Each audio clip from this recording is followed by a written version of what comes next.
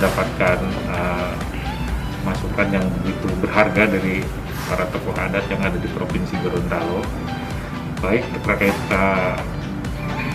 masalah pemeliharaan Kamtibmas, ya, kemudian juga sekarang kita sedang fokus bagaimana penanganan COVID-19 ini semakin efektif, dan memang ini sudah bisa kita lihat bersama di Provinsi Gorontalo karena kombinasi yang baik antara pemerintah daerah, ya, kemudian juga TNI Polri, ya, tokoh adat dan seluruh komponen masyarakat memiliki tanggung jawab yang sama, ya, bagaimana menghadapi pandemi COVID-19 ini. Kemudian yang secara khusus lagi, saya sangat senang, ya, selaku Kapolda, dan tidak bisa terpisahkan dari Forkopimda, juga optimis, ya, karena semua tokoh adat mendukung sepenuhnya, ya, percepatan vaksinasi ini, ya, khususnya tadi kita diskusi juga karena persentase capaian vaksinasi di tingkat lansia yang masih rendah, ya, bapak-bapak tokoh adat akan mendukung sepenuhnya, dan harapan kita bersama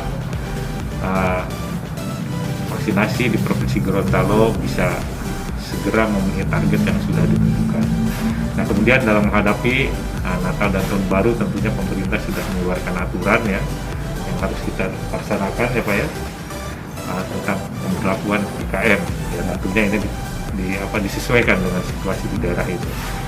Prokes adalah suatu hal yang paling utama, ya. Kalau itu sudah bisa diterapkan, insya Allah apa yang kita takutkan bisa diantisipasi, ya Pak, ya. Apalagi para tokoh adat ini juga sangat mengikuti, ya, varian-varian virus yang baru, ya, dan kita sepakat bahwa kita harus waspada.